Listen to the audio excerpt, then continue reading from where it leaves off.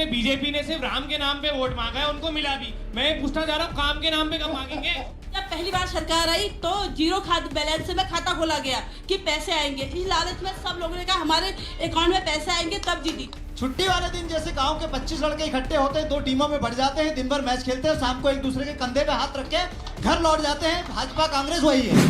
उत्तराखंड में 2022 के विधानसभा चुनाव के लिए बिसात बिछने लगी है और ऐसे में सभी राजनीतिक पार्टियां अपनी कमर कस मैदान में उतर चुकी हैं, तो जनता की राय तो बनती है। नमस्कार, मैं राखी और आप देख रहे हैं न्यूज 31 उत्तराखंड पर सत्ता की दौड़। आखिर 2022 में किसका होगा पहाड़? कौन करेगा जनता के दिलों पर राज? देखेंगे मेरे साथ, जहां जनता के होंगे सवाल और जनप्रतिनिधि देंगे जवाब। आज मेरे साथ इस खास मंच पर हमारे बीच बहुत खास मेहमान मौजूद हैं। कांग्रेस पार्टी से एआईसीसी सदस्य सुमित हृदयेश, बीजेपी से है वरिष्ठ नेता सुरेश तिवारी, आम आदमी पार्टी से प्रदेश प्रवक्ता समित टिक्कू जी, यूकेडी के केंद्रीय उपाध्यक्ष भुवन चंद्र जोशी जी, समाजवादी पार्टी से प्रदेश प्रमुख महासचिव शोएब अहमद, बार एसोसिएशन के अध्यक्ष गोविंद सिंह अभी हमारे बीच नहीं आए हैं, आ चुके हैं हमारे बीच वो भी। बहुत बहुत स्वागत करना चाहूंगी मैं सभी मेहमानों का हमारे साथ। सबसे पहले मैं आना चाहूंगी सुमित हृदयेश के पास। सर, सबसे पहले यहाँ की विधानसभा में आपके जो विधायक हैं, कितने संतुष्ट हैं आप अपने कामकाज से? देखिए, आज 2017 के चुनाव तक 4 चुनाव हुए उत्तराखंड में, उसमें से 3 चुनाव डॉक्टर इंदिरा हृदयेश जी को यहाँ की जनता ने जिताकर विधानसभा में भेजा है। पहली सरकार में कांग्रेस की सरकार जब बनी, पंडित नारायण दत्त तिवारी जी मुख्यमंत्री बने, वो पीडब्ल्यूडी की मंत्री बनी। उससे पहले जिस सड़क पे आज आप ये डिबेट करा रहे हैं, पहले तो यहीं की बात कर लीजिए। इस सड़क पे जो लोग रहते थे, जिनके यहाँ निवास है, जो यहाँ घर है, उनसे पूछिए क्या हाल होता था, सड़कों का कैसा हाल था, इंफ्रास्ट्रक्चर का कैसा हाल था। और उन्होंने बहुत कार्य करा है उत्तराखंड के कोने कोनों में। आप अगर जाएंगी तो आप देखेंगी कि उनकी सरकार के समय में बहुत कार्य हुआ। इसके पश्चात 2007 का चुनाव दुर्भाग्यपूर्ण वर्ष वो नहीं जीत पाई, लेकिन 12 में जनता ने रिकॉर्ड 24,000 वोटों से उन्हें जिता के फिर से विधानसभा में भेजा। प्रदेश की वित्त मंत्री बनी और उन्होंने हल्द्वानी के लिए कई ऐसे विकास के नए सौगात यहाँ पे पेश करी। आईएसबीटी का यहाँ पे बनना निश्चित था, जू का बनना निश्चित था, इतना बड़ा भव्य क्रिकेट स्टेडियम यहाँ बना के दे दिया। लेकिन 2017 के चुनाव में कांग्रेस सरकार से दूर हो गई और भारतीय जनता पार्टी की यहाँ सरकार बनी। उसके पश्चात आप देख सकते हैं क्या विकास की जो योजनाएं थी वो कैसे यहाँ पे समाप्त कर दी गई, उनमें अवरोध पैदा कर दिए गए। तो सर, मैं आना चाहूंगी अब बीजेपी के पास। बीजेपी यहाँ है। सर, आप ये बताइए, जिस तरह से इन्होंने अभी आप पर आरोप लगाया कि आपके सत्ता में आने के बाद विकास के काम ठप कर दिए गए, कितनी सहमति रखते हैं इनसे? देखिए, भारतीय जनता पार्टी की जो सरकार है वो केंद्र की सरकार और उत्तराखंड की सरकार, दोनों स्थानों पर भारतीय जनता पार्टी की सरकार है। देश की आज़ादी के बाद देश के सभी जनमानस को इस बात का आभास है कि आखिर देश की आज़ादी के समय में कांग्रेस पार्टी इस बात का दावा करती है कि देश की आज़ादी में कांग्रेस का बहुत बड़ा योगदान है। लेकिन आते आते आज इतने समय के बाद आखिर कांग्रेस की ऐसी स्थिति क्यों हो गई, कांग्रेस इतने रसातल पर क्यों पहुंच गई, ये कांग्रेस के लोगों को अपने आप में सोचना चाहिए। जहां तक विकास की बात है, देखिए विकास की बात जो है, मैं 2014 केंद्र की सरकार की बात करना चाहता हूं। किस प्रकार से, मैं बहुत लंबे समय के लिए आपको ज़्यादा पीछे नहीं ले जाना चाहता, पिछले 10 वर्षों में जब मनमोहन सिंह जी की सरकार थी, इस देश में किस प्रकार का वातावरण था, और जब 2014 में प्रधानमंत्री नरेंद्र मोदी जी को, इस वक्त तो दोनों में, केंद्र में भी और राज्य में भी आपकी सरकार है, डबल इंजन की सरकार होने के बाद भी जनता आपसे खुश नहीं है।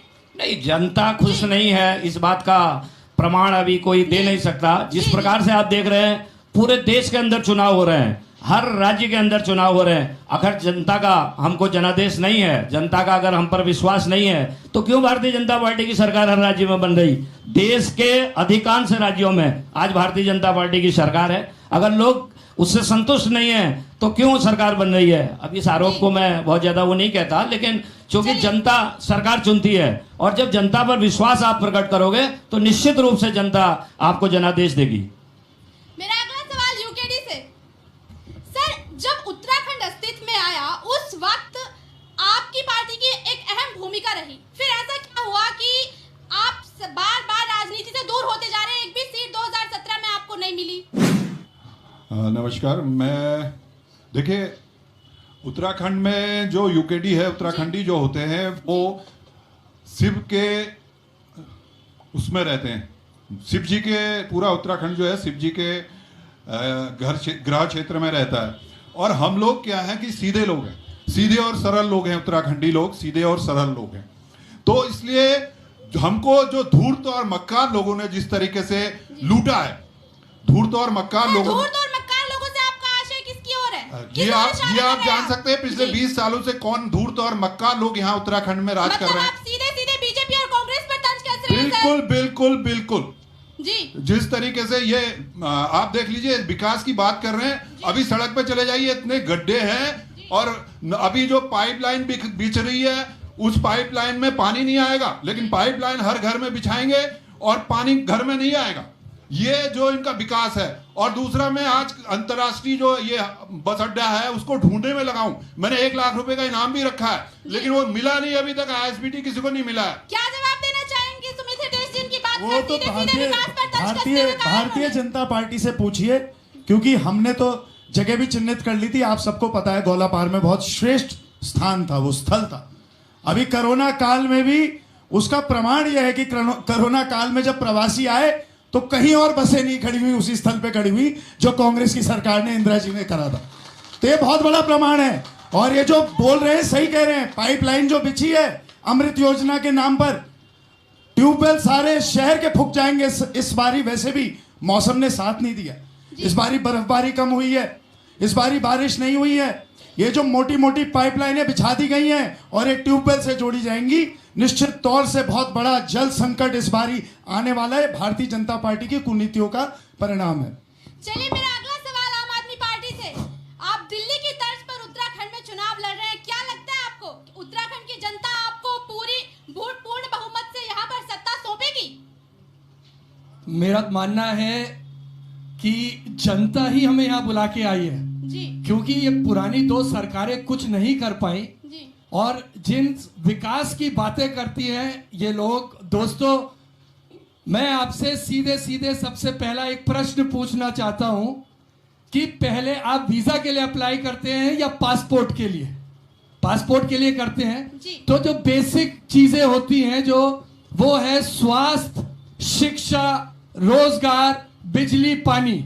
अभी हमारे छोटे भाई सुमित हृदय जी ने कहा कि सड़कों का विकास हुआ, पार्कों का विकास हुआ। वो विकास से पहले तो हमें, वो तो वीजा पहले दे दिया, पासपोर्ट दिया नहीं। आप जाओगे कैसे जब हमारे बच्चों के पास रोजगार नहीं है? स्वास्थ्य की देखिए क्या स्थिति है। दांडी हांडी जो हम पहाड़ों में कहते हैं, जिस तरह से चल रहा है। पूरे कुमाऊं में एक अस्पताल है। कोरोना काल में जो आदमी त्रस्त हुआ है वो खून के आंसू रो रहा है और वो जानता है अंदर से कि जो दिल्ली में हुआ है वो यहाँ पे होके दिखाएंगे।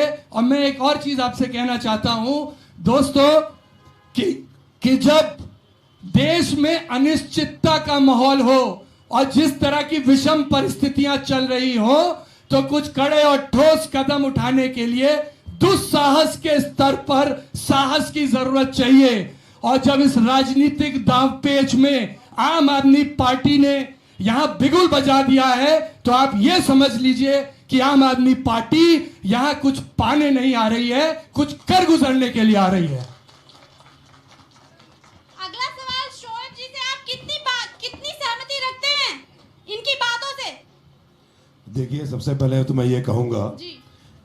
जब से उत्तराखंड बना है, ये हमारे प्रदेश का दुर्भाग्य है कि ऐसी पार्टियों के हाथ में रहा है ये प्रदेश कि जिनके विचार, जिनको विकास करना ही नहीं आता। ये प्रदेश जब तक मैं कहूँगा उत्तर प्रदेश में था, क्या विकास यहाँ हुआ करता था, इनको विकास की परिभाषा नहीं पता।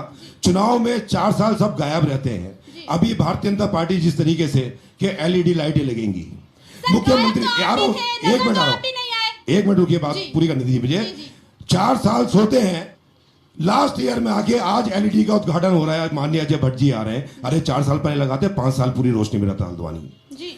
बात करते हैं पाइपलाइन की, 4 साल पहले पानी की पाइपलाइन लगाते, आज पानी जनता ले रही होती ना। ये विकास अपने कार्यकाल में नहीं करते। इनको जनता की कमजोरियां ये पता है कि 5 साल में काम करेंगे, 5 साल में जनता भूल जाएगी।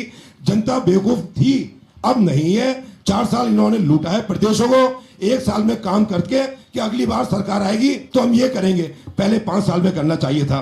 कांग्रेस ने अगर अंतर्राष्ट्रीय बस अड्डा बनाना था तो जब सरकार में आए थे जिस दिन, उसी दिन उसका शिलान्यास करना चाहिए था और बस अड्डे को अपने 5 साल में चालू करना चाहिए था, तो जब होता विकास। अब ये स्वास्थ्य सेवा की बात करें, सिर्फ अगर कांग्रेस की बात करेंगे तो पंडित नारायण दत्त तिवारी, स्वर्गीय पंडित नारायण दत्त तिवारी ने विकास किया प्रदेश का। उसके बाद कोई ऐसा नेता नहीं है जिसने उत्तराखंड का विकास करने की बात करी हो। तो अगर विकास करना है तो और प्रदेशों से जाके सीख के आई सरकारें। ये मौन मित्रता जब तक पक्ष और विपक्ष की रहेगी, प्रदेश के अंदर विकास हो ही नहीं सकता। कि जब सत्ता में जो लोग बैठे होते हैं, आपकी विपक्ष पार्टी अपनी इतनी मौत अगर मजबूत है तो क्यों एक बार भी सत्ता में नहीं आई? आएगा ना मौका, जनता जवाब देगी। जी। वो जो आदमी, जो बच्चा 7 साल का था जब प्रदेश बना था, आज 21 साल हो गए हैं, अब वो वोटर निकल कर आया है। अब उस बच्चे को एहसास हो गया है कि मैं माँ बाप को, मेरे दादाओं को जो बर्बाद करा इन पार्टियों ने, गुमराह करके रखा सिर्फ वोटों की राजनीति को लेकर। अब ये बच्चे सवाल पूछेंगे, वोटर जागरूक हो गया है, वो इन दोनों सरकारों से अब जवाब मांगेगा। अगला सवाल बार एसोसिएशन के अध्यक्ष से, कितने खुश हैं वो सरकार के कामकाज से? अब ये तो जनता 2022 में ही बताएगी।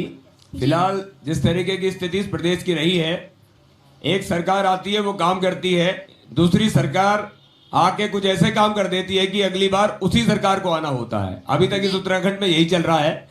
दुर्भाग्य से पहले 5 साल में यहाँ काम हुआ था माननीय नारायण दत्त तिवारी जी के नेतृत्व में। जी। उसके बाद फिर क्या हालत इस हल्द्वानी की रही, हम प्रदेश की बात ना करें, इस समय सिर्फ इस हल्द्वानी से शुरुआत करते हैं। तो इस हल्द्वानी में सड़कों का जाल बिछा था, लेकिन फिर 5 साल के बाद व्यवस्थाएं कहाँ रही? हम नए निर्माण करने की तरफ नहीं जाते हुए उन्हीं पुरानी जो कमियां थी उन्हें ठीक करने में लगे रहे। तो जनता अभी तक जो आज की स्थिति है, जिसमें 2 राष्ट्रीय दल प्रमुख रूप से इसकी भागीदारी कर रहे हैं, तो जनता अभी तक उत्तराखंड बनने के बाद से बनने और बिगड़ने में ही उलझी हुई है, जहां तक मेरी समझ की बात है। चलिए, कितना विकास हुआ है ये जनता से ही पूछ लेते हैं। कौन पूछना चाहेगा सवाल?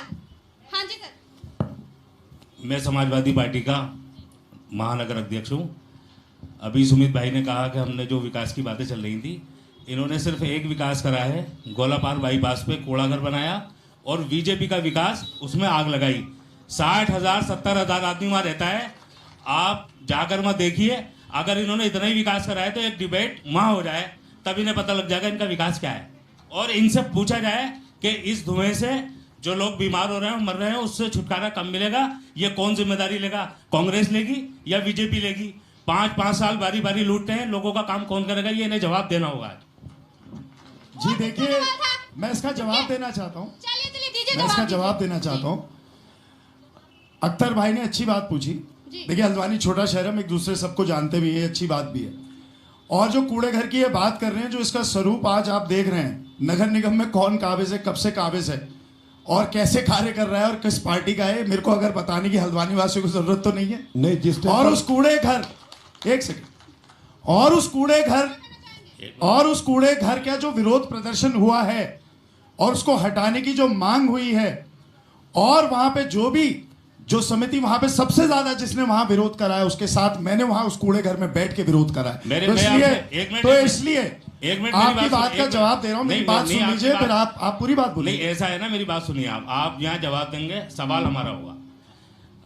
मैं आपसे सवाल पूछ भी नहीं रहा हूँ, आप कोई यहाँ पे नहीं खड़े, मैं खड़ा हूँ यहाँ पे। तो कह रहा हूँ, मैं ये कहना चाह रहा हूँ कि आपकी जब सरकार थी तब उसका एक तरीके से शिलान्यास करा आपने, और उसके बाद बीजेपी वालों ने आग लगा दी। 60-70 हज़ार जो पब्लिक रहती है आपसे बची भी नहीं है, आपको सब कुछ पता है। बस एक आश्वासन चाहिए बीजेपी से भी, आपसे भी, कि छुटकारा में कौन दिलाएगा, या कोई ऐसी चीज दे जिससे उस लोगों को छुटकारा मिले। बिल्कुल। मेरा नाम राजेंद्र सिंह बिष्ट है। मैं उत्तराखंड आंदोलनकारी। मैं भाजपा से पूछना चाहता हूं कि नैनीताल रोड में जो जगह गड्ढे पड़े हैं, पानी लीकेज हो रहा है, अब जो गर्मी का समय आ गया, लोग पानी के लिए इतना तरस रहे हैं, वो पानी कैसे रुकेगा? और जो जगह जगह रोडों में गड्ढे पड़े हैं, ये गड्ढे कब तक ठीक कर पाएंगे? जवाब दीजिए सर। राजेंद्र बिष्ट जी के सवाल का मैं जवाब देता हूँ। राजेंद्र बिष्ट जी मित्र भी हैं। हल्द्वानी में जो गड्ढों की बात ये इस समय कर रहे हैं, क्योंकि देखिए प्रदेश सरकार विकास के लिए पूरी तरीके से तत्पर है और हल्द्वानी में सड़कों का जाके तो कब तक विकास होगा? विकास के सारे काम चल रहे हैं। देखिए अब पक्ष विपक्ष तर्क कुतर्क चलते रहते हैं। जिस तरीके से हल्द्वानी शहर में इस समय स्ट्रीट लाइट का काम चल रहा है, कालाडूंगी रोड में मुखानी से लेके कटघरिया तक काम चल रहा है, नैनीताल रोड में काम चलता रहेगा, कब तक पूरा होगा? बहुत जल्दी बात। अगला सवाल सर, सबको मौका मिला दीजिए। मैं प्रदीप सिंह बिष्ट फॉरवर्ड होता है पॉलिशीट से। आप ये बताइए कि हर जगह रोड खोदी हुई है, आदमी गिर रहा है, और आप लोग कह रहे अमृत योजना आ रही। अमृत कहाँ से आ रहा है? कहाँ पर आपने ऐसा डैम बनाया जहाँ से अमृत आएगा? ये बताइए मेरे को। मैं आप देखिए ऐसा है, ये लोग पानी को तरस रहे हैं सर। ये स्वाभाविक है। ये बताइए मेरे को, कौन सा डैम बना दिया आपने ऐसा? मैं बता रहा हूँ आपको, 6 इंच की लाइन थी, उसको 3 इंच की लाइन बना दिया आपने। इससे बड़ा अमृत क्या आएगा? बताइए। ये स्वाभाविक है। इस बात को मैं स्वयं भी जानता हूँ। केंद्र में और प्रदेश में भारतीय जनता पार्टी की सरकार है और इस डिबेट का जो केंद्र है वो भारतीय जनता पार्टी के ऊपर ही रहेगा, ये मैं जानता हूं। क्योंकि जिसकी सरकार रहेगी जवाबदेही भी उसी की होती है और उस जवाबदेही का हम जवाब भी दे रहे हैं। देखिए अब संतोष करना या संतुष्ट नहीं करना ये जनता के ऊपर है, लोगों के ऊपर है। लेकिन जो काम किया होता तो जनता को दिखता, जो हमारे मित्र कह रहे हैं कि सड़कें खोद दी हैं, देखिए मेरी बात सुनिए, जब सड़कें खुदेंगी तभी तो सड़कें बन रही। देखिए अमृत योजना की लाइन बिछ रही। मेरा नाम दिलीप कुमार है। मैं सभी जनप्रतिनिधियों से ये पूछना चाहता हूँ, अगर कोई भी पार्टी 2022 में आती है तो वो दिव्यांगों के लिए क्या करेंगे? क्योंकि आज दिव्यांग सबसे अपेक्षित जनप्रतिनिधि है, तो उसमें क्या किया जा सकता है? आप बताइए। मैं बोल सकता हूँ? बिल्कुल। संभावना सबसे ज्यादा कांग्रेस की सरकार की आने की, इसलिए मैं जवाब देता हूँ भाई को। ये अगर आप पिछली सरकार का रिकॉर्ड देखेंगे जिसमें हरीश रावत जी मुख्यमंत्री थे, तो उन्होंने दिव्यांगों के लिए भी पेंशन की व्यवस्था करी थी। उन्होंने बल्कि कोई ऐसा समाज का वर्ग नहीं था, कोई सामाजिक ऐसा व्यक्ति नहीं था जिसके लिए पेंशन की व्यवस्था ना करी हो। लेकिन आपकी बात सही है, जो सुख सुविधा, चाहे पब्लिक ट्रांसपोर्ट की हम बात करें, चाहे आसानी की बात करें, एक्सेसिबिलिटी की बात करें, इन चीज़ों में हम लोग को अभी बहुत कार्य करना है। मैं आपको विश्वास दिलाता हूँ कि आपका जो प्रश्न है उसका सही, बिल्कुल सही कहा आपने। देखिए आज मैं बात करने आया हूं कि जो आज मुद्दे यहाँ पे उजागर किए जाएंगे, उन पे जवाब देने के लिए, उनको उनका सामना करने के लिए। अगला सवाल किसका? रुकिए। मैं ये कह रही हूँ 4 साल हो गए भारतीय जनता पार्टी को और ये मुद्दों से ध्यान भटका रही है। कोई काम नहीं हुआ, कोई विकास का काम नहीं हुआ है, और जो भी विकास किया है हमारी माननीय प्रतिपक्ष इंदिरा हृदयेश जी ने किया है। आज महिलाएं इतना महंगाई की से त्रस्त हो गई है और गैस सिलेंडर इतना 800 का पहुंच गया है, डीजल पेट्रोल सबके दाम बढ़े जा रहे, खाद्य पदार्थों के दाम बढ़े जा रहे। कहाँ ले जाना चाह रहे इस देश को? ये पहले भी महामारी होती थी, पहले भी सब कुछ होता था, आज भूखमरी की कगार में जनता आ गई है। ये पार्टी खाली हौसले करती है और लोगों को बरगलाने का काम करती है। मैं इसलिए कहती हूँ कोई विकास नहीं हो रहा है, ये अपने चहेतों को और अपने उनका ही काम करती है। गरीब जनता त्रस्त है, नेता मस्त है। जवाब दीजिए सर। गरीब जनता त्रस्त है, नेता मस्त है। इस पे मैं मंजू जी की बात को बिल्कुल सही कहता हूँ कि जो भाजपा जब 2014 में कुछ 400 कुछ रुपए का सिलेंडर हुआ था तो रुदाली की तरह रोते रोते जो सड़कों पे आ गई थी, और यही स्मृति, और आज सिलेंडर जो है वो आप देखिए कि 794 रुपए तक पहुंच गया है, 800 पहुंच गया है। तेल का ये दाम है कि भाजपा सरकार की उपलब्धि रही है कि शतक के करीब पहुंच गया। कई स्टेट में तो मध्य प्रदेश में शतक भी पूरा कर दिया है तेल ने।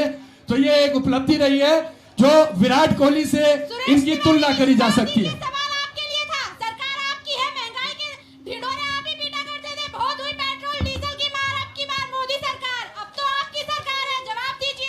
मैं पहले तो मंजू तिवारी जी के जवाब देता हूं।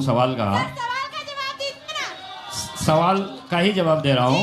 मंजू तिवारी जी अभी 1.5 साल पहले ही हमारी पार्टी से कांग्रेस में आई हैं। वो हमारे पारिवारिक सदस्य हैं, ऐसा नहीं है, लेकिन मैं उनकी बात का जवाब दे रहा हूं। और दूसरा, जो महंगाई की बात कही, पेट्रोल इतना तेजी से बढ़ गया, कांग्रेस के लोग पूरी देश में ढिढोरा पीट रहे हैं। देखिए, तेल के दाम निश्चित रूप से, जब मैं बता रहा हूं, आप पूरा सुन लीजिए।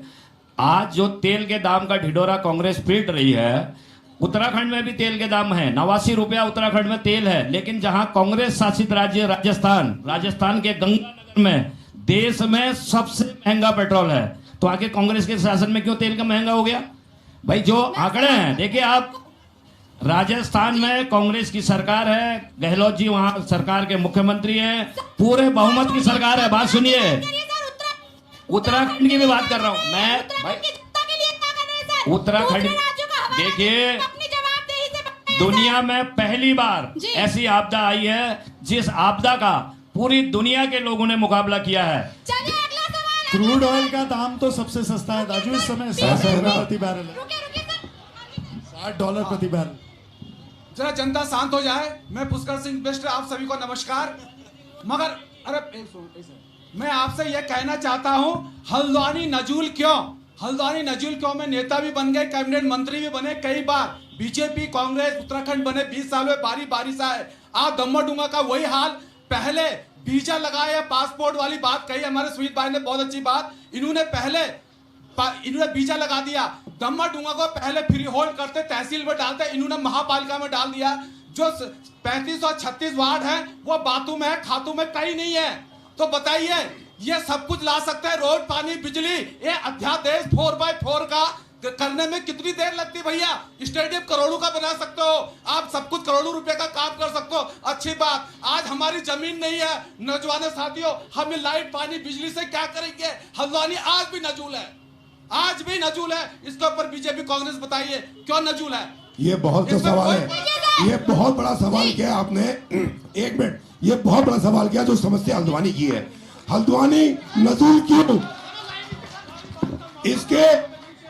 इसके जिम्मेदार कांग्रेस और भाजपा बराबर की है।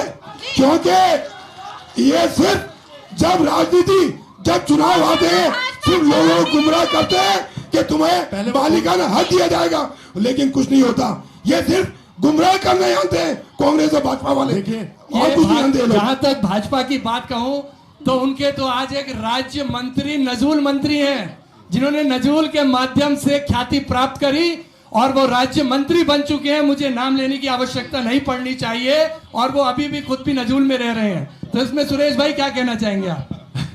पहले डम्मा डूंगा वाली बात का जवाब दे सकता हूं मैं। देखिए, पिछले कार्यकाल में, उससे पहले कभी ये बात भी नहीं हुई, वहां पे आरक्षित वन भूमि थी, उससे बाहर कराने का काम कांग्रेस ने करा। उससे ज्यादा, देखिए, ये सारी जो चीजें होती है इनमें समय लगता है। ये नहीं होता है कि बड़ी बड़ी हम बात यहाँ पे मंच से कहें या मंच से हम कोई ऐसी घोषणा कर दें। कोई व्यक्ति करता है, वहां की डिमांड नहीं थी किसी की, ये उन्होंने खुद कराया। ये इंदिरा जी ने वहां पे आरक्षित वन भूमि से बाहर कराया नजूल के लिए। जब मैं बोल रहा हूं बीच में, भाई साहब, तो आप रुक जाइए, क्योंकि अगर आप बोलेंगे मैं बीच में बोलूंगा तो अच्छा नहीं लगेगा। प्लीज, हम सब भाई हैं, डिबेट कर रहे हैं, तर्क वितर्क कर रहे हैं, आपको पूरा समय मिलेगा। तो ये आरक्षित वन भूमि से बाहर करने का कार्य उन्होंने करा, और उसके बाद उनका ये सपना है कि कैसे सन 2000 के सर्कल रेट पे ये डम्माडूंगा की जो जमीन है ये नजूल से बाहर हो जाए। डम्माडूंगा विशेष के बारे में जवाब दे रहा हूं। उनसे ज्यादा ना वहां पे किसी ने प्रयास करा, वहीं के निवासी हैं जिन्होंने बात बोली, और वहां ना पानी था, ना सड़कें थी, ना बिजली थी। क्या हाल था आपको खुद मुझसे बेहतर पता, क्या बोलूं। धन्यवाद। मैं कहना चाहता हूं कि नजूल के लिए हम लोग वहां पर आंदोलन किया था, हम लोगों ने, मैं बैठा था वहां पर लगातार। और उसके बाद उस समय कांग्रेस की सरकार थी और कांग्रेस के वहां से लेटर बना के भेजा गया कि ये नजूल को जो है अब फ्री होल्ड कराया जाएगा करके लेटर आया था। नकली लेटर भेजा था कांग्रेस के लोगों ने, और जो है सरकार में थे, उसके बाद भी नहीं किया। और बीजेपी कांग्रेस दोनों ने जो है उनको लगातार इस तरीके से बरगलाते रहे। और वो लेटर बंदूकपुरा में भी दिया था, नकली लेटर, कि आपका मालिकाना हक मिल गया है आपको चुनाव से पहले। और इस तरीके से लगातार बेवकूफ बना रहे 20 साल से लगातार कांग्रेस और बीजेपी वाले उत्तराखंड के लोगों को। माननीय मुख्यमंत्री द्वारा खुद ही संबोधन किया गया, खुद ही घोषणा की गई, लेकिन आज तक सैनिक कल्याण कर्मचारियों की कोई बात नहीं सुनी जा रही है। क्या ये सैनिकों के साथ अन्याय? ये इससे पहले मैं कहूं कि आप बिल्ली को रखवाली करने छोड़ गए दूध की भाई साहब, तो इसी पे उत्तराखंड पूर्व सैनिक कल्याण निगम उपनल जो कहते हैं, प्रेमचंद अग्रवाल जी जो इनकी जो अध्यक्ष है विधानसभा के, अगर आपको याद हो, उसी उपनल में उनके लड़कों का नियम के विरुद्ध जाकर उनके लड़के को वहां पे नौकरी मिली। और 2016 में इसी कांग्रेस सरकार ने जब उपनल में जो भर्तियां करी थी, तो उस समय बहुत गलत तरीके से, जिसमें पूर्व सैनिकों के कोई भी ना बच्चे थे ना वो खुद थे, और इस घोटाले के बाद बहुत इसका चर्चा भी हुआ था। और ये बहुत अच्छा एक प्रश्न है जिसका उत्तर देना चाहिए दोनों सरकारों को। जवाब दीजिए सर। देखिए, अभी पूर्व सैनिक जी अपनी बात को रख रहे हैं। पूर्व सैनिकों के लिए भारतीय जनता पार्टी की सरकार पूरी तरीके से दृढ़ संकल्प है, और पूरे सैनिकों का, देखिए उत्तराखंड सैनिक बाहुल्य क्षेत्र है, आप बात सुनिए। उत्तराखंड में हमने जो उपनल करके बनाया, पूर्व सैनिकों के लिए बनाया, बीच में उसको सामान्य वो हो गया था, लेकिन पूर्व सैनिकों के लिए भारतीय जनता पार्टी की सरकार पूरी तरीके से कटिबद्ध है। इनके जितने डेलीगेशन है, कई लोग अभी मुख्यमंत्री जी से भी मिले थे। अब देखिए, व्यक्तिगत आदमी का जवाब दिया जाना इतना आसान नहीं है। पूर्व सैनिकों की जो समस्याएं हैं, उनकी समस्या के लिए अभी हमारे माननीय मुख्यमंत्री जी यहाँ आए थे। मुख्यमंत्री जी से इनके जो संगठन है, उनके संगठन के जो हमारे स्वयं मिला था माननीय मुख्यमंत्री जी को, मैं स्वयं मिला था, मैंने स्वयं ज्ञापन दिया, लेकिन उसके बाद भी कोई कार्रवाई नहीं हो रही है। किसी भी समस्या का समाधान किसी व्यक्ति की बात से नहीं होता। देखिए, आपकी भी डेलीगेशन है, आपके भी संगठन है, अरे मैं कहना आपके संगठनों के माध्यम से तो गहरी नींद में है, गहरी नींद में। उनको जगाने के लिए उत्तराखंड क्रांति दल गांव-गांव जागर लगाने वाला है, गांव-गांव जागर लगाएगा, गांव-गांव जागर। मैं उत्तराखंड क्रांति दल, मेरी बात एक मिनट सर, उत्तराखंड में इस समय मैं भारतीय जनता पार्टी के साथ क्यों एजुकेशन 2012 की, मैं एक सेकंड भाई साहब की सरकार में एजुकेशन की स्थिति मैं एक मिनट, काफी अच्छे स्कूल खुल रहे हैं, टेक्निकल कॉलेज खुल रहे हैं, सब कुछ खोला जा रहा है, उसमें काफी बढ़ावा दिया जा रहा है। लेकिन जो रोजगार की समस्या है, हमारे यहाँ के जो बच्चे इंस्टीट्यूट में निकल रहे हैं, अच्छे अच्छे कॉलेज से निकल रहे हैं, पढ़ाई में अच्छे हैं, लेकिन उन लोगों को यहाँ पर रोजगार की कोई ठोस नीति नहीं अपनाई जा रही है। सब लोग बाहर जा रहे हैं। अभी आपने देखा होगा, ये कोरोना काल में सब लोग बाहर से आए और वो लोगों को फिर बाहर जाने की नौबत आ गई है। कोई ऐसी कोई योजना है आपकी सरकार की ओर क्या है इसके लिए? मैं कुछ बोल सकता हूं मैडम, मैं इसमें कुछ कहना चाहता हूं। मैं कहना चाहता हूं कि वाकई में बड़ा ज्वलंत मुद्दा है बेरोजगारी। इस समय बहुत बड़ी परेशानी हमारे प्रदेश की बन चुकी है। बेरोजगारी का जो दर है हमारे प्रदेश में, इस देश में सर्वोच्च है। यहाँ जो मातृशक्ति बैठी हुई है, आप सब जानते हैं कितने बुरे हालात हर घर में है। हर घर में एक बेरोजगार है, और शिक्षित बेरोजगार है। ऐसा ही नहीं है कि अशिक्षित बेरोजगार हो। कोई बीटेक जिसने करा हो, एमबीए जिसने करा हो, उस व्यक्ति के लिए भी नौकरियां नहीं है। और यहाँ पे जब से भारतीय जनता पार्टी की, अभी उपनल के बारे में आपने बात करी, आपको मैं बता दूं, सैनिक कल्याण बोर्ड की आपने बात करी, उपनल के माध्यम से इस प्रदेश में हजारों लोग कांग्रेस की सरकार में लगाए गए थे। लेकिन भारतीय जनता पार्टी के शासनकाल में कई ऐसे लोग जो उपनल संविदा, चाहे मैं मंडी परिषद की बात करूं, वहां से 350 लोग संविदा से हटा दिए गए। वो 350 लोग नहीं थे, 350 परिवारों को बेघर करा गया, उन्हें बेरोजगार करा गया।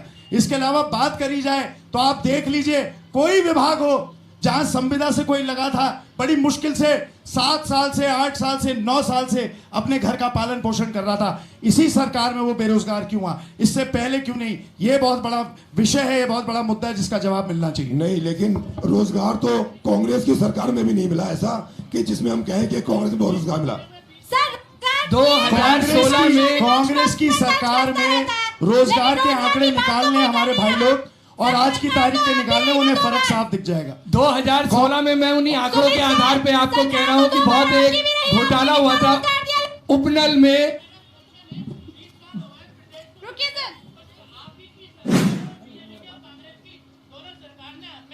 ग्रेजुएशन कंप्लीट होने के बाद में भी हम लोग बेरोजगार है, ना हमारे पास कोई नौकरियां हैं ना कुछ है। बेरोजगार होने के बाद में हम दिन प्रतिदिन घर के एक अल्पता होने के बाद में भी सर कोई नौकरियां नहीं है। इतना परेशानी है बहुत ज्यादा, और आप लोग सिर्फ आश्वासन देते हो, काम कुछ नहीं करते हैं। मैंने तो देखिए बेरोजगारों की जितनी लड़ाई, ये जो आपका भाई यहाँ पे खड़ा है, अभी साक्षी है आप लोग। आज की तारीख में भी अशोक लेलैंड के खिलाफ वहां पे 750 बेरोजगार जो होने वाले उनके लिए मैं लड़ाई लड़ रहा हूं। तो ऐसा नहीं है।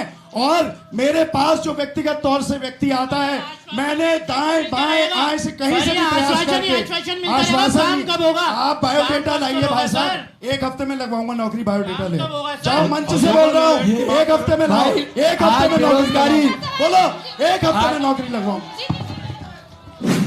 मैं इस भारत देश का एक युवा हूँ, सबसे नई पीढ़ी हूँ, आगे डेवलपमेंट हम युवाओं के हाथ में है। मैं ये पूछना चाह रहा हूँ कि 6 साल में बीजेपी ने सिर्फ राम के नाम पे वोट मांगा है, उनको मिला भी। मैं ये पूछना चाह रहा हूँ काम के नाम पे कब मांगेंगे? बहुत बढ़िया बात आपकी, बहुत बढ़िया जो बोला है हमारे भाई ने। देखिए जो इन्होंने कहा, मैं युवा हूँ और मेरा मानना है कि युवा का अगर हम उल्टा कर दें तो वायु हो जाता है, और वही वायु अगर आंधी तूफान में बदलती है तो तबाही ले आती है। और यही वायु अगर इसे विंड एनर्जी में कन्वर्ट कर दो तो ये उत्तराखंड उत्तम प्रदेश ना सिर्फ इस देश का, पूरी दुनिया भर का स्विट्जरलैंड जैसा एक प्रदेश बन के आएगा। ऐसा है, अभी समीर टिक्कू जी हमारे भाई हैं, अभी नए नए पॉलिटिशियन बने हैं, पहली बार उत्तराखंड में अभी उनकी पार्टी की लॉन्चिंग हो रही है। जवाब दे रहा हूँ, सुरेश भाई नहीं, जवाब मैं बता रहा हूँ। देखिए, हुकूमत वो करते हैं जिनका दिलों पे राज होता है, हुकूमत वो करते हैं जिनका दिलों पे राज होता है। यूं तो मुर्गे के सिर पे भी ताज होता है। तो ये आम आदमी की, नया पॉलिटिशियन मत कहिए। बात का जवाब आप नया आलम बनाने कोई नया आदमी नहीं आता, यही मिट्टी उभरती है, यही जर्रे चमकते हैं। आप पहले बात सुन लीजिए, वही करेगा जो करेगा। देखिए एक बार तो आप पहले एक व्यवस्था बनाइए। देखियो, या तो आप सवाल इधर से करवाइए, जवाब भी इधर से आ रहे हैं। अब हमारे अभी देखिए, हाँ तो मैं जवाब दे रहा हूँ। देखिए हमारी सरकार, आप क्रमवार आइए। देखो ऐसे ज्यादा बोल के कोई किसी की बात का समाधान नहीं होगा। सवाल मेरा सारी पार्टी से यह है, मैं बहुत दूर से आया हूँ, पूरी जनता हल्द्वानी की है, पढ़ी लिखी है। मैं आप सबसे एक सवाल पूछना चाहता हूँ, सारे नेता लोग हो, आप बैठे हो, आप ये बताइए मेरे को, इस देश को चलाता कौन है? नौजवान इस देश को चलाता कौन है? मदारी देखिए, तो जवाब आप सुनेंगे तभी तो देंगे। अरे जब आप जवाब को सुनेंगे तभी जवाब देंगे ना, तो आप समझ लीजिए, बात करिए। हम आपकी बात का जवाब दे रहे हैं, कोई इधर से बोल रहा है, कोई उधर से। डिबेट कैसे होगी? आपके पास अगर कोई जवाब नहीं है, देश को 3 बंदे चलाते हैं, मैं उनका नाम लूंगा, आप उनके लिए कुछ करके दिखाओ। तो देखिए देश के अंदर, ये तो सीधे बात हो गई सर, जवाब दीजिए। मैं जवाब दे रहा हूँ, आप जवाब सुनिए तो सही। आप भी बोल रहे हैं, कल बीच में बुला ले रहे हैं।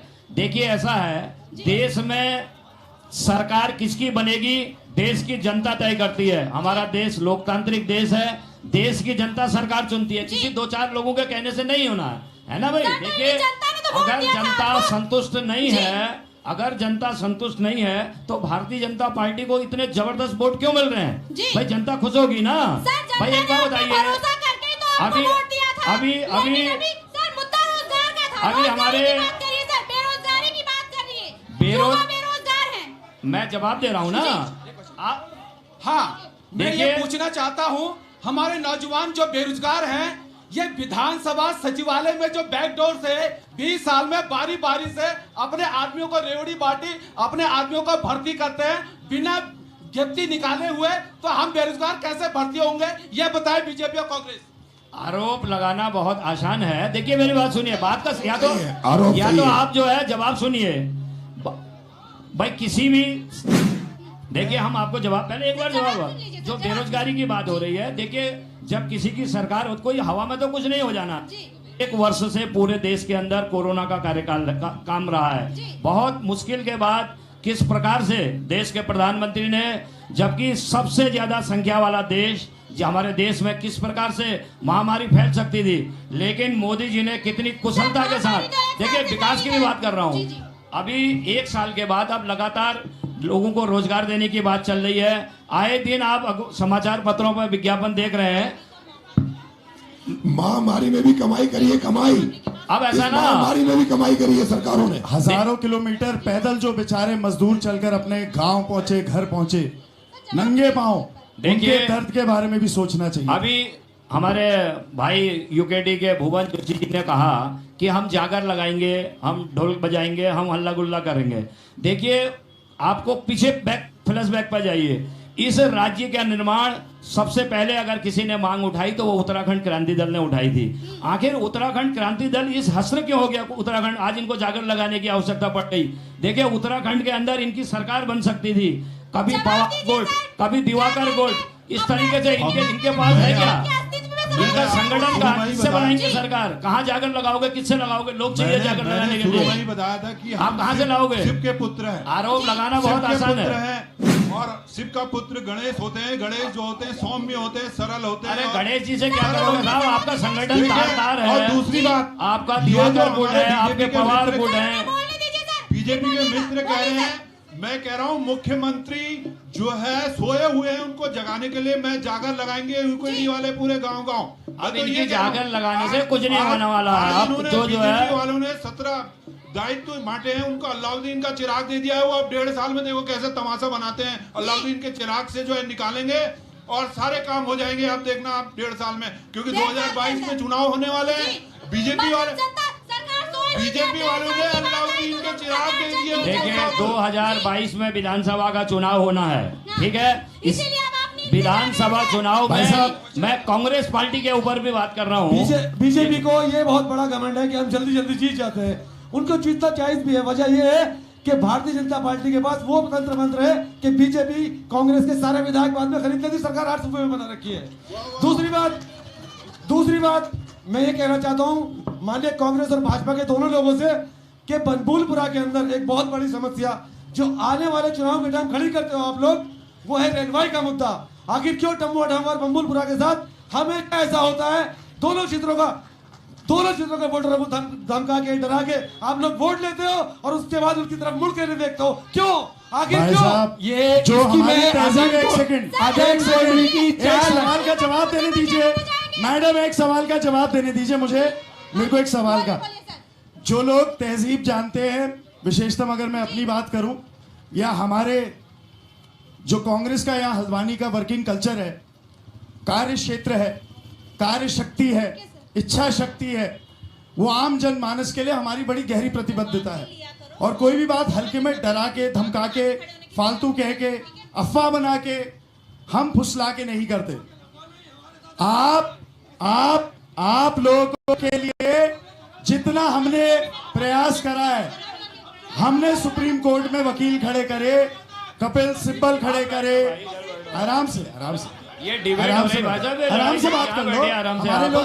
हमारे लोग भी उठ के ऐसे बोलेंगे, अच्छा लगेगा यार। क्यों हो रहे हैं? अरे आप बात सुनो, जब हम सुनने की क्षमता रखने, आप भी सुनो भाई। जब हम क्षमता रखने सुनने की, भाई साहब आप भी रखो। हमारे वकील वहां पे जो खड़े थे, कपिल सिब्बल जी हो, इंदिरा जयसिंह हो, हैं, हमारे सलमान खुर्शीद जी हो, ऐसे लोगों को हमने वहां खड़ा करा। फिर आप ऐसी बात कर रहे हो? हम कोई ऐसा कार्य नहीं करते। हम जो कोशिश करते हैं, दिल से कोशिश करते हैं, दिल से प्रयास करते हैं। ये तो रेलवे से पूछे जो केंद्र की एजेंसी है भाई साहब। गोविंद बिष्ट जी, मैं आपके पास आना चाहूंगी। किसने कहा मैंने करा है? किसने कहा? गलत इल्जाम मत लगाइए, खाली में मत बोलिए। क्या सबूत है कि मैंने करा है? किसने करा है? खाली झूठ बोल रहे हैं आप। हमारी सरकार ने नहीं करा है, केंद्र की सरकार, केंद्रीय एजेंसी है रेलवे।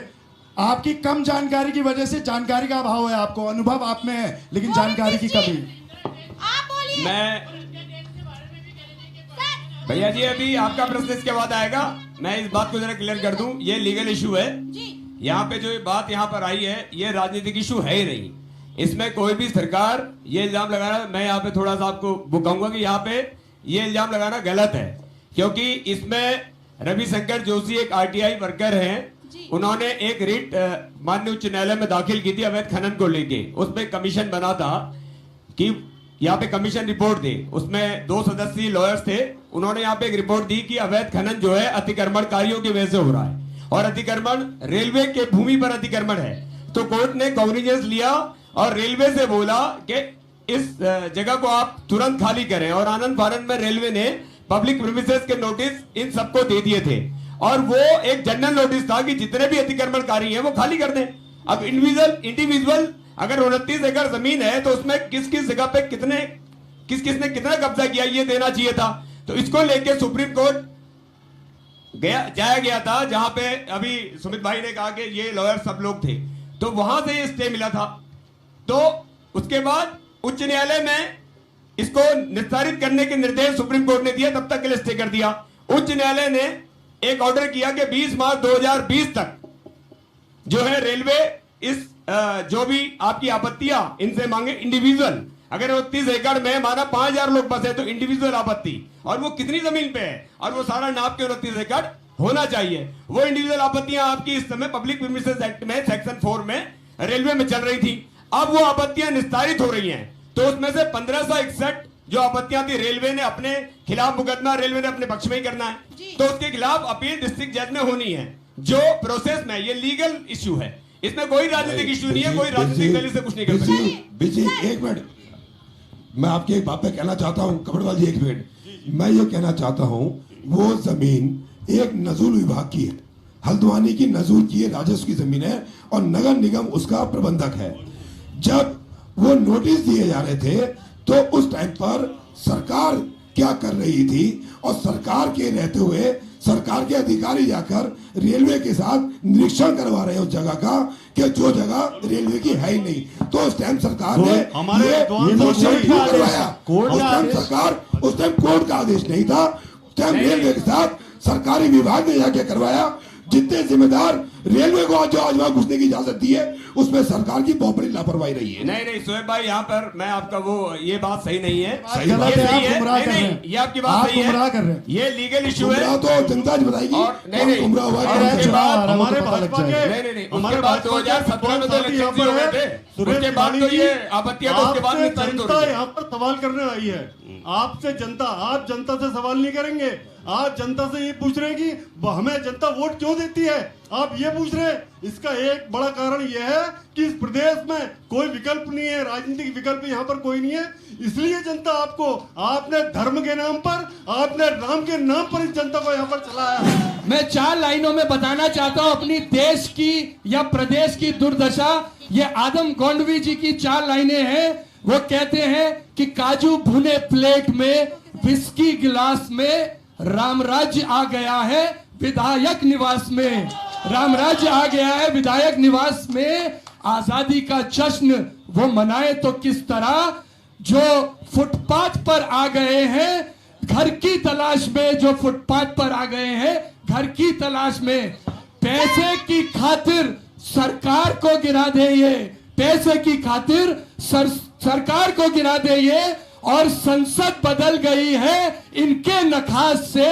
जनता के पास एक ही चारा है बगावत।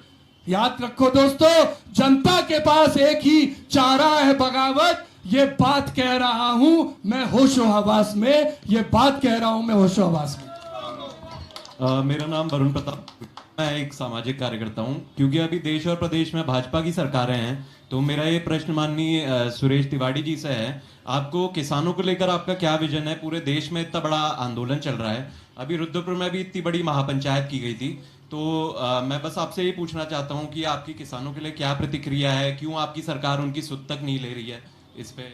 वरुण प्रताप जी के बात का मैं जवाब दे रहा हूँ। आपने कहा कि मैं सामाजिक कार्यकर्ता हूँ, मेरे ख्याल से आज बहुजन समाज पार्टी के आप यहाँ के नेता हैं। पिछली बार आपने हमारी विधानसभा क्षेत्र कालाडूंगी से चुनाव लड़ा, मैं आपकी बात का जवाब दे रहा हूँ।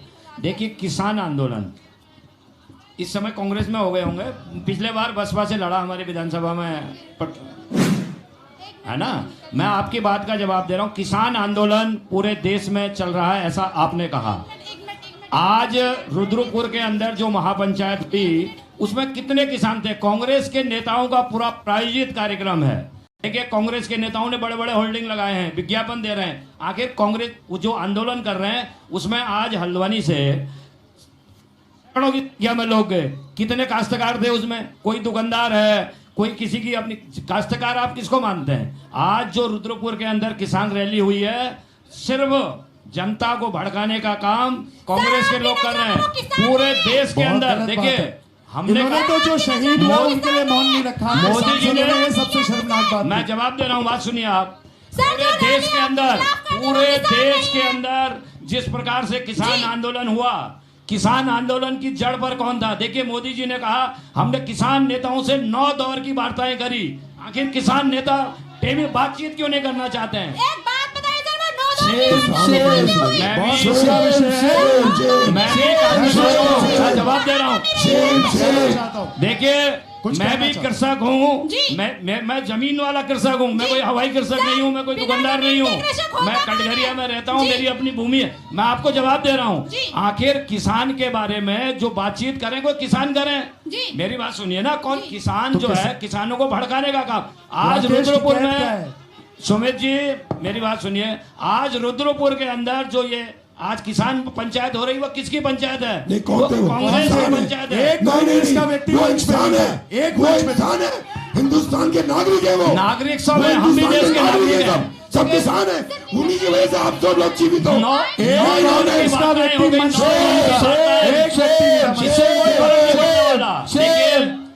इस तरीके से बातचीत करके कोई सेम करके आप खड़े होके बता दीजिए, जो सेम कह रहे हैं आप खड़े होइए, आप बताइए आप कहाँ के कृषक हैं, आप कहाँ जमीन है आपकी। देखिए किसी प्रकार से इस भारत के नागरिक हैं वो, आप किसानों का दर्द समझते हैं। हम किसानों के बिल्कुल पक्षधर हैं। भारत सरकार ने कहा है हम किसानों की बात को सुनेंगे। 9 दौर की वार्ताएं हो चुकी हैं, आगे किसान नेताओं को क्यों भड़काया जा रहा? देखिए देश भेज दिया है भाजपा ने, देश भेज दिया है भाजपा ने। आपकी डबल इंजन सरकार जब से आई है तब से किसानों ने आत्महत्या क्यों करी? देखिए बीजेपी केवल 2 लोगों पे राज करती है। सुनो, राम सीता के पति राम के नाम पे वोट मांगती है और नीता के पति अंबानी के नाम पे काम करती है बीजेपी केवल। और मैं आपको ये भी बता दूं सुनिए, ये सारे चेहरे कॉमन है, लेकिन यहाँ से एक भाजपा का चेहरा डर के मारे नहीं आया है मंच में, जो ये क्लियर है। वो हल्द्वानी से टिकट लेके आएगा, वो कहता है टिकट मेरे घर का है, वो चेहरा कहाँ है नगर निगम का? हिंदू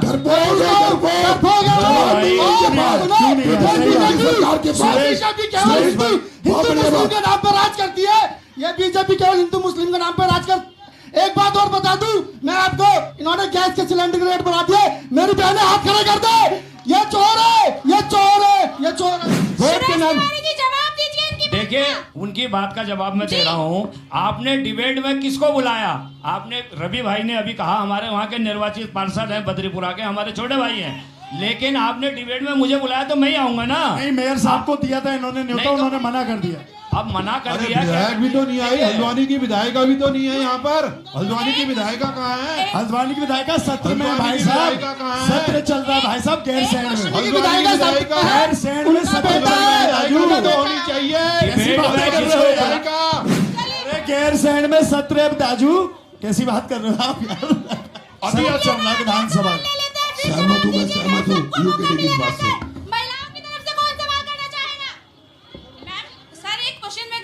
जो नॉर्मल टेम्पू वाले हैं या ठेले वाले भैया हैं, वो क्या एक जो इंजेक्शन आपने प्रोवाइड किया है वो 250 रुपए का क्या वो कर सकते हैं, जिनकी रोजी रोटी खुद 250 रुपए महीने की दिन की है?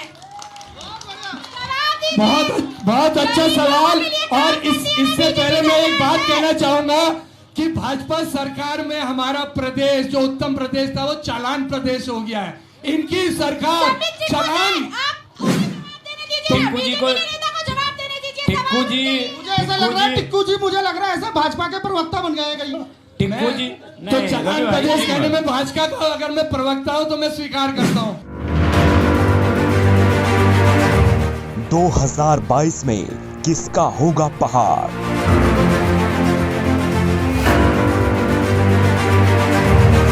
कौन करेगा जनता के दिल में राज?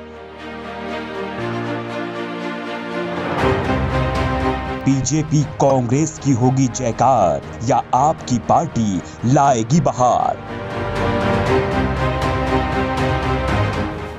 देखिए सत्ता की दौड़ सिर्फ न्यूज 31 उत्तराखंड पर। चंदा वसूली कर रहे हैं, उसके बाद घोटाला कर रहे हैं। क्या बीजेपी ने राम को खरीद लिया?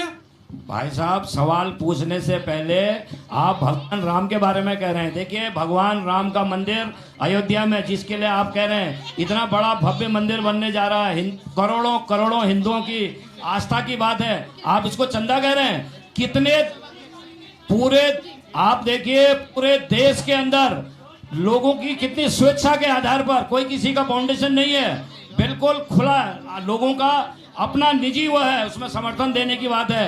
आप चंदे की बात कर सकते हैं, बिल्कुल नहीं कह सकते इसमें। लेकिन ये तो आपको स्वीकार कर लेना चाहिए कि राम के नाम पे आपने काफी राजनीति करी, ये तो आपको मानना चाहिए। भाई राम हमारे आराध्य हैं, भगवान राम हैं, सबके आप ही के नहीं है, हमारे भी हैं। मंच पर बात लेकिन करना, राजनीति तो करी है आपने, इसको स्वीकारना चाहिए आपने, इतनी आप में श्रद्धा होनी चाहिए। मैं सुमित भाई की बात को कह रहा हूँ, मैं उसको आगे बढ़ा रहा हूँ। भगवान राम के बारे में आप इस तरीके की बात चंदा ले रहे हैं, चंदा ले रहे हैं भगवान राम के बारे में।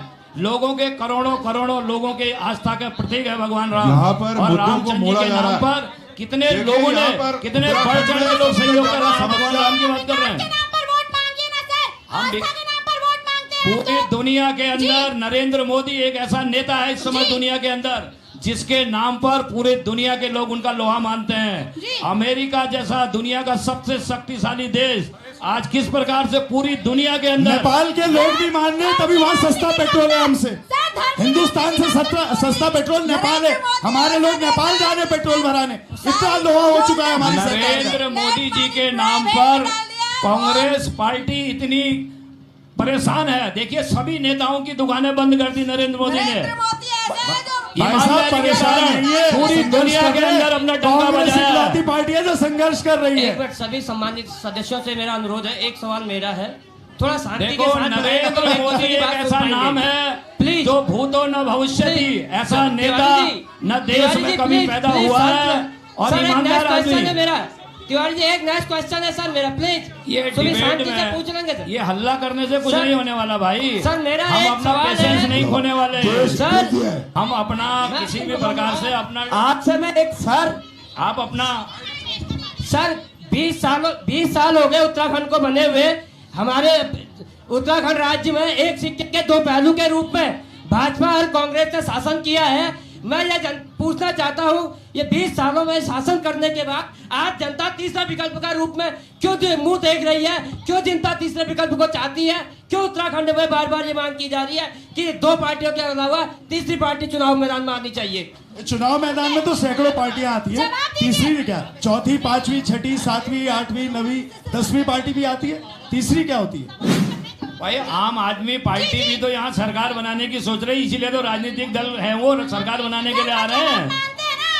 कोई भी पार्टी के चुनाव मैदान में जाती है सोच के कि वो हारेगी, सारी पार्टियां लड़ती है। लोकतंत्र है भाई साहब, तो लोकतांत्रिक अधिकार है सबका।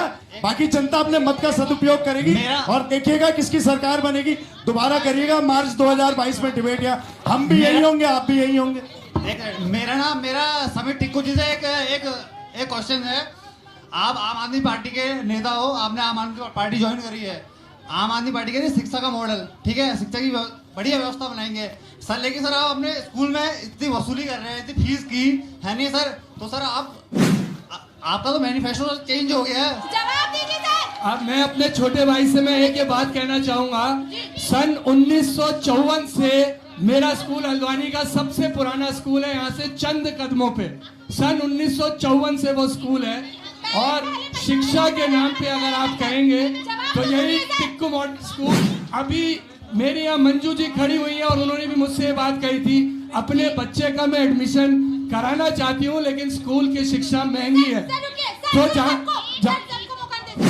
तो मेरा कहने का यह है कि इतने लगभग 70 वर्षों से स्कूल चलाने के बाद भी जो ये 3 स्कूल है, उसके अलावा मेरा कोई एक अपना प्लॉट भी नहीं है। यानी जो पैसे पेरेंट्स से लिए जा रहे हैं वही पैसे में वापस कर रहा हूं उनको अच्छी शिक्षा के रूप में। और आम आदमी पार्टी आएगी तो यकीन मानिए हम इतनी लंबी लाइन खींच देंगे सरकारी स्कूलों की कि सर अगला सवाल मेरी बीजेपी सरकार से है कि गैस सिलेंडर इतना महंगा क्यों है, पेट्रोल महंगा क्यों? आप लोग कह रहे हो ना कि बीजेपी की सरकार आई है, क्यों जीत रही है? बीजेपी की सरकार इसलिए जीत रही है कि जब पहली बार सरकार आई तो जीरो बैलेंस में खाता खोला गया कि पैसे आएंगे, इस लालच में सब लोगों ने कहा हमारे अकाउंट में पैसे आएंगे तब जीती। दूसरी बार आयुष्मान कार्ड के चक्कर में कि इलाज होगा। अभी मेरा बेटा सीरियस था, मौत के मुंह में, वो आयुष्मान कार्ड कहाँ काम आया, कहीं पे काम नहीं आया। मैं भटकती रही, हमने अपने भटकती रही और अब हो रहा अब गोल्डन कार्ड वो किसी काम के नहीं, गोल्डन कार्ड भी कहाँ काम आ रही।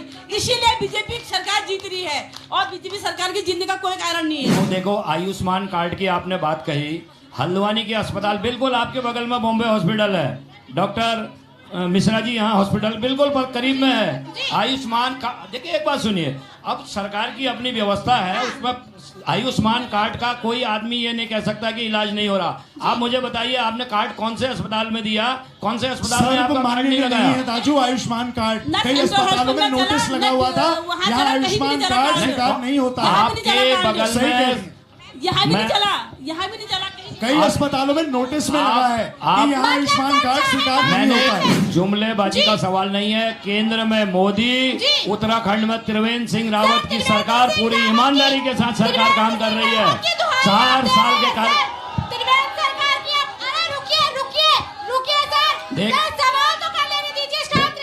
भाई, ये स्वाभाविक है।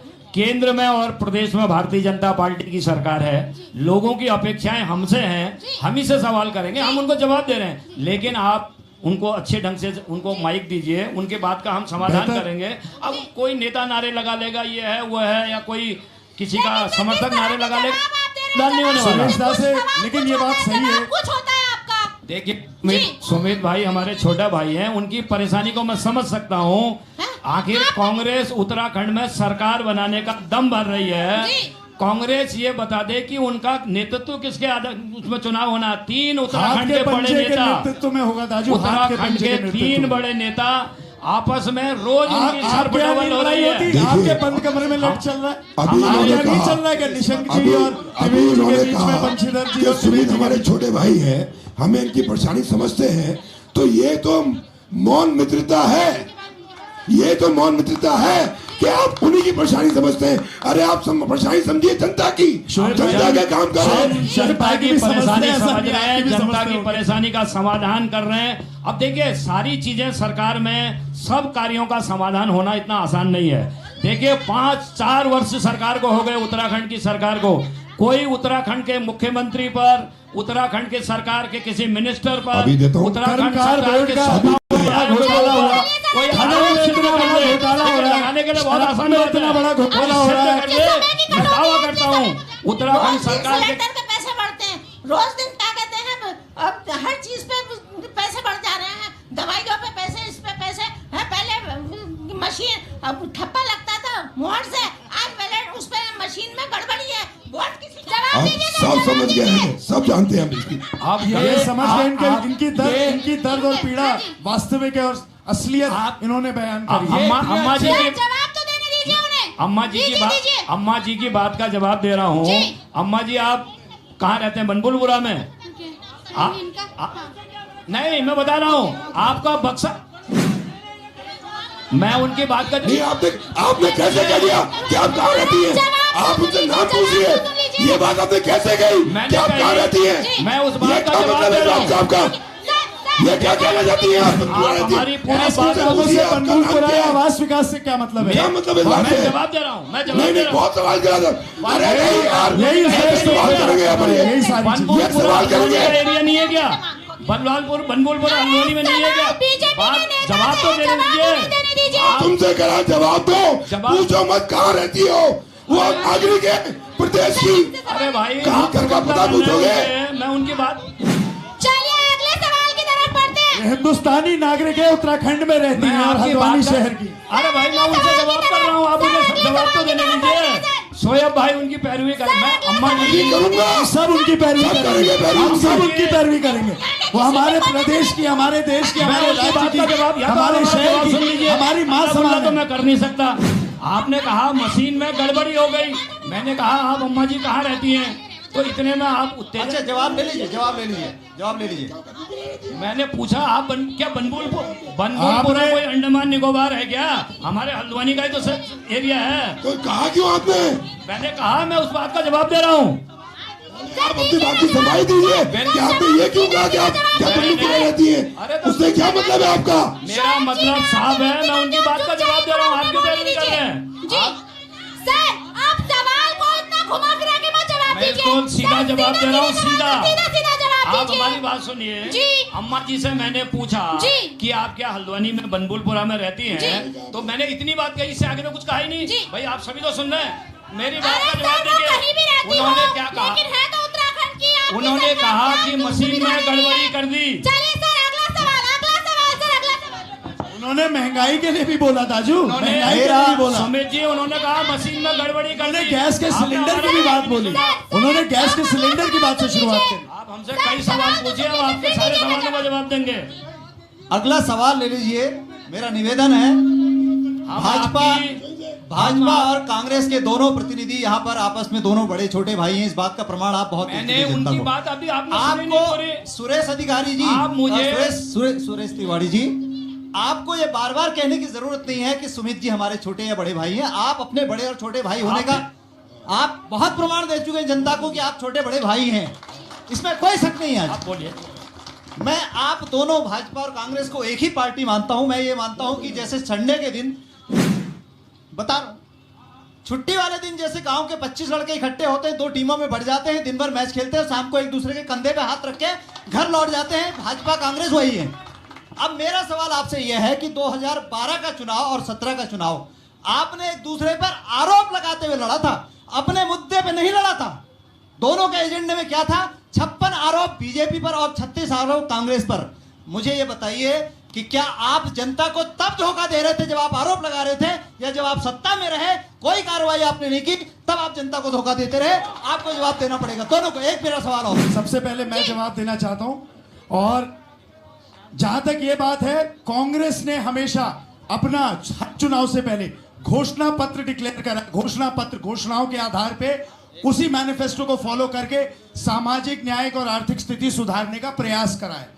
और अगर आप कांग्रेस के मैनिफेस्टो उठा ले, और विशेषतम यहाँ की प्रतिनिधि की अगर आप बात करें, मैनिफेस्टो में अपनी घोषणाओं में अगर हल्द्वानी के लिए उन्होंने करी, उससे ज्यादा उन्होंने बढ़कर यहाँ के लिए कार्य करा है। तो मैं ये नहीं मानता हूं तभी उन्हें जनता जिता, ऐसा नहीं है। जनता अगर बार बार विश्वास कर रही है, जनता आशीर्वाद दे रही है, पूरे प्रदेश में उनके कार्य का लोहा माना जाता है। अब यहाँ पे हो सकता है कुछ प्रश्न करने वाले किसी पार्टी से संबंध रखते हैं, कुछ किसी से रख सकते हैं, वो बात अलग है। लेकिन जहां तक अगर एक न्यूट्रल व्यक्ति से पूछा जाए, चाहे वो हल्द्वानी शहर का हो, चाहे वो उस प्रदेश का हो, अगर विकास की बात आती है तो कांग्रेस के बारे में वो व्यक्ति सोचता है। हाँ, भारतीय जनता पार्टी ने जो पिछली बारी करा, जिस प्रकार से सरकार गिराई, जिस प्रकार से कांग्रेस के बागी वहां गए, और जिस प्रकार से डबल इंजन की सरकार का नारा देकर यहां पे वो स्थापित हुई, वो वाकई में सोचनीय है।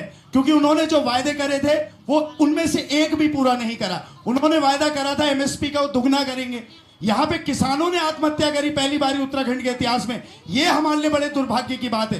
बेरोजगार हो चुके हैं लोग, ये हमारे लिए दुर्भाग्य की बात है। सारी व्यवस्थाएं लचर हो चुकी हैं, ये हमारे लिए दुर्भाग्य की बात है। तो वाकई में जैसे आप प्रश्न पूछ रहे हैं, कांग्रेस का भी, क्योंकि विपक्ष, प्रमुख विपक्षी दल कांग्रेस है, हमारा एक परम कर्तव्य है जो आपने हमें दिया है, प्रश्न तो हम पूछेंगे।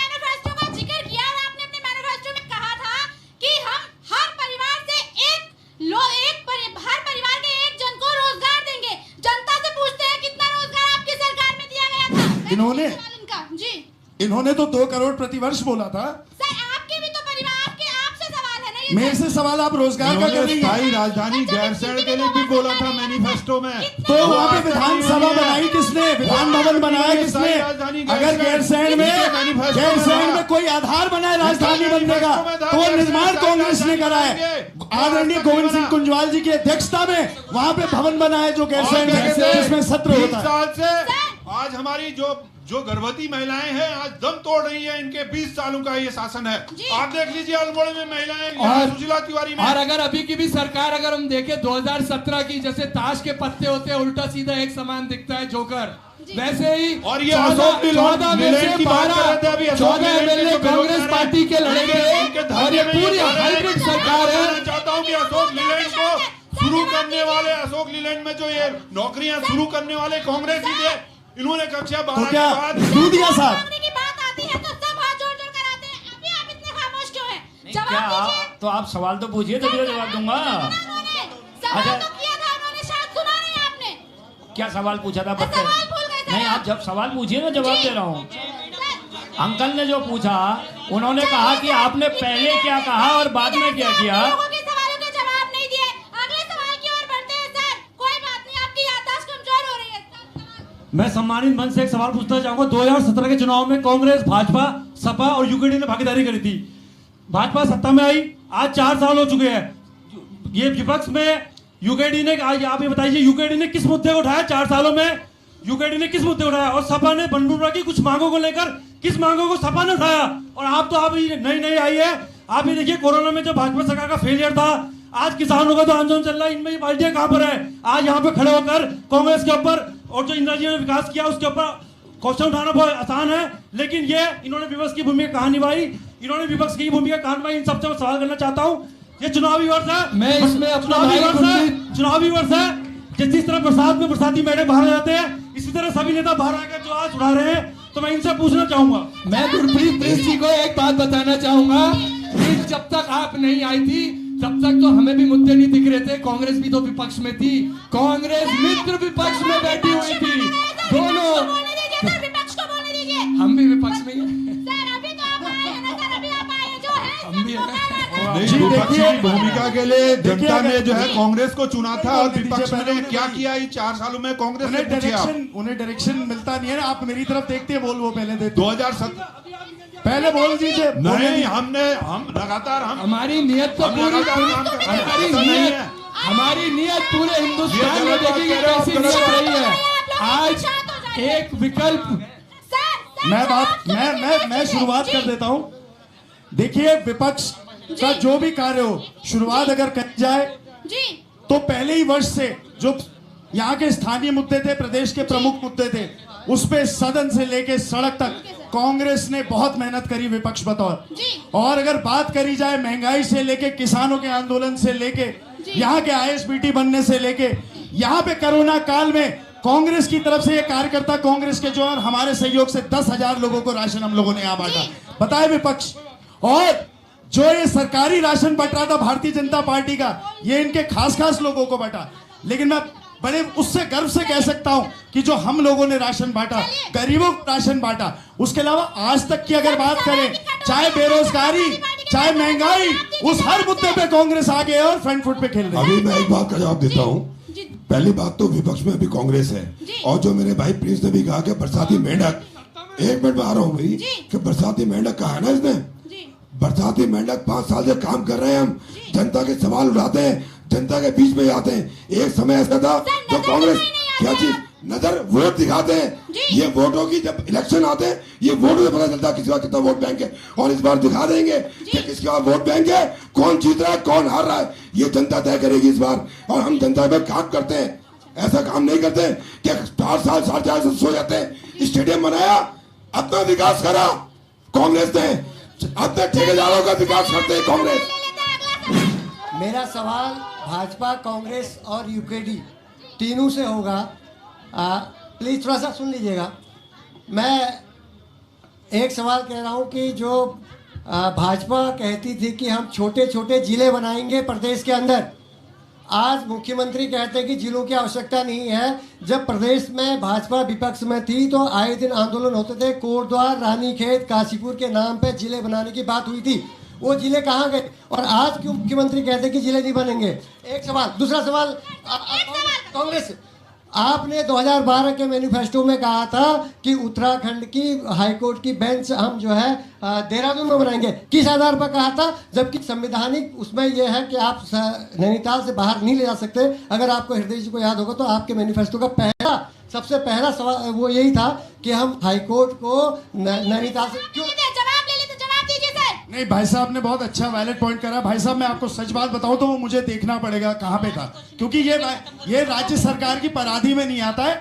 जिले में अगर हाईकोर्ट को कहीं शिफ्ट होना होता है, या वरुण भाकुनी जी और गोविंद भाई यहाँ बैठे हुए, अगर केवल जिले में शिफ्ट होता है, केवल उस समय अधिकार होता है कि राज्य इस कोर्ट के माध्यम से हो जाए। अगर एक एडिशनल बेंच बनाने की बात थी तो शायद इसलिए थी कि गढ़वाल से यहां तक नैनीताल तक लोगों को कोर्ट में आना पड़ता है, परेशानी होती है, लेकिन ये बड़ा कॉम्प्लिकेटेड और लॉन्ग प्रोसीजर है और पेचीदा है, इसलिए मैं इसमें अभी कोई ऐसा कमेंट नहीं कर सकता हूं जो मेरे को सही से विस्तृत जानकारी जिसकी ना हो। आपने जिले की बात कही, जब निशंक जी की सरकार थी तो हमने रानीखेत और डीडीहाट को 2 जिलों को हमने घोषणा की थी। उसके बाद सरकार बदल गई, कांग्रेस की सरकार आई। कांग्रेस की सरकार में उन जिलों को नया जिला नहीं बनाया। जिले आप सबको जानकारी होगी, आपकी सरकार आई तो उस काम को दोबारा से शुरू कर सकती थी। शुरू नहीं हुआ, लेकिन जो पिछले घोषित जिलों को मैं एक चीज कह सकता हूँ, जिले तो नहीं बना पाए, लेकिन सहारनपुर कैसे उत्तराखंड में जुड़ जाए उसका प्रयास मुख्यमंत्री जी ने कई बार किया। जवाब दीजिए सर। मैं जवाब दे रहा हूँ। देखिए, मैं सुमित भाई की छटपटाहट को समझता हूँ। जिस तरीके से कांग्रेस और हमारे सुमित टिक्कू भाई साहब जो है जिस तरीके का सपना देख रहे हैं कि हमारी 2022 में सरकार आ जाएगी। देखिए, सरकार तो जनता के समर्थन से आएगी। कांग्रेस भाई सपना तो धोनी ने भी देखा होगा, सुरेश रैना ने भी देखा होगा, तभी तो वहां तक पहुंचे। अब आप हमें देखिए, मैं किसी को तर्क करने नहीं, मैं किसी पे मैं उत्तेजना में आने वाला हूँ ही नहीं भाई। मेरी बात को आराम से सुनोगे तो बताऊंगा, नहीं सुनोगे तो चले जाएंगे। देखिए, ये डिबेट है, यहाँ पर कोई किसी प्रकार की ताकत दिखाने का, ज्यादा बोलने का, जोर से बोलने का उसका कोई महत्व नहीं है। आप समझ रहे नहीं? देखिए, बात को शालीनता के साथ, हम सब शहर के लोग हैं, मैं जवाब दे रहा हूँ, हम सब शहर के लोग हैं, हम सब एक दूसरे को जानते हैं। सर, सवाल तो सबने अच्छे किए, लेकिन जवाब अच्छे नहीं मिले सर, जवाब अच्छे नहीं मिले। चलिए आखिरी सवाल ले लेते हैं। मैं अपने जो भाजपा के प्रतिनिधि हैं उससे एक सवाल पूछना चाहता हूँ कि देखिए, प्रभु श्री राम, मर्यादा पुरुषोत्तम राम, उनके प्रति पूरे देश के हर व्यक्ति की श्रद्धा है और हर व्यक्ति उनको अपना आराध्य मानता है, लेकिन उनके जो मंदिर जो आज बन रहा है जो अयोध्या में, उसमें जो आम व्यक्ति सहयोग कर रहा है, आम आदमी जो सहयोग कर रहा है अपनी भावना निष्ठा की वजह से, भाजपा पार्टी आम आदमी के उस श्रद्धा को अपना राजनीतिक जनाधार दिखाती है कि देखिए, ये राम मंदिर के लिए सहयोग कर रहा है, ये हमारा राजनीतिक जनाधार है, जबकि वो भगवान श्री राम के प्रति एक आम आदमी की श्रद्धा है। तो ये राजनीतिक ये भावनात्मक घोटाला जो भाजपा करके केंद्र में अपनी सरकार बना के बैठी है, प्रदेश में अपनी सरकार बना के बैठी है, इस हल्द्वानी के नगर निगम में अपनी सरकार बना के बैठी है, जिला पंचायत में अपनी सरकार बना के बैठी है और विकास खंड में अपनी सरकार बना के बैठी है। हर स्तर पर, केंद्र से लेकर पंचायत तक, हर स्तर पर आप अपनी सरकार बना के बैठे हैं और उस बाद आपने इस प्रदेश की, इस देश की जनता के साथ बड़ा छल किया और अब दोबारा आप भावनात्मक घोटाला करके फिर सत्ता में काबू जा रहे हैं। अरे, आपको पब्लिक ने 80% सीटें केंद्र में दी, 80% सीटें प्रदेश में दी, निगम में दी, पंचायत में दी, विकास खंड में दी, और फिर आप मिशन 2022 सत्ता में रह के फिर सत्ता के मिशन, ये कहां की राजनीति है? आप भी बताइए। जवाब दीजिए। मैं भट्ट जी की बात का जवाब दे रहा हूं। पहले तो मैं भट्ट जी से पूछता हूं कि आप कौन सी विधानसभा क्षेत्र में कांग्रेस के प्रभारी हैं? मयंक जी हमारे छोटे भाई हैं।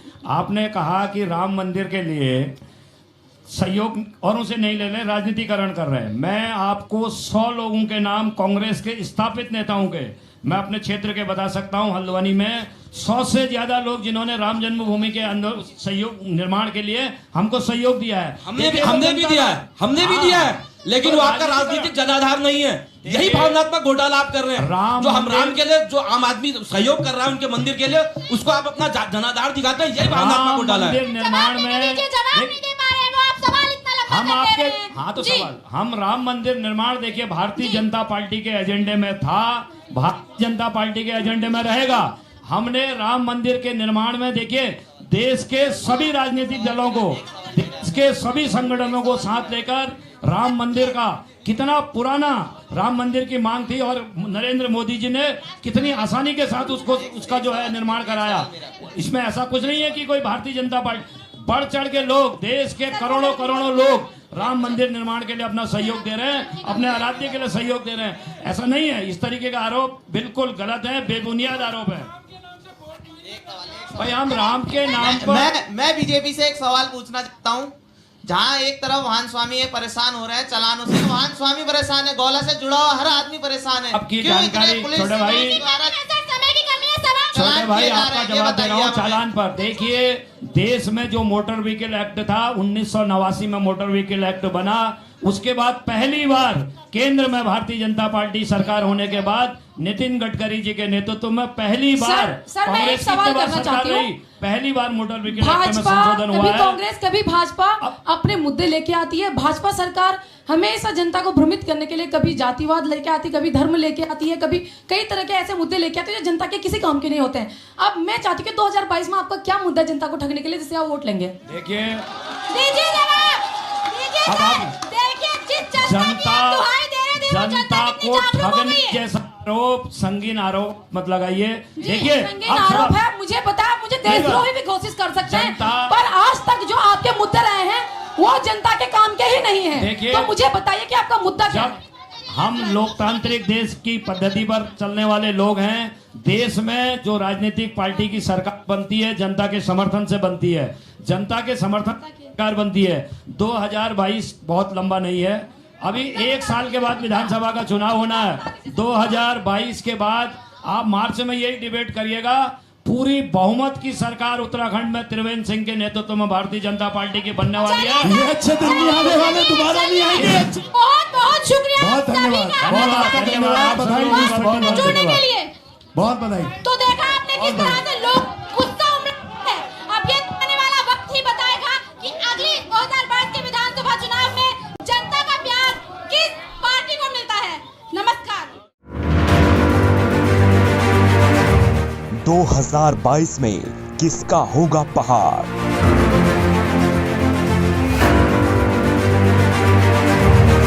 कौन करेगा जनता के दिल में राज?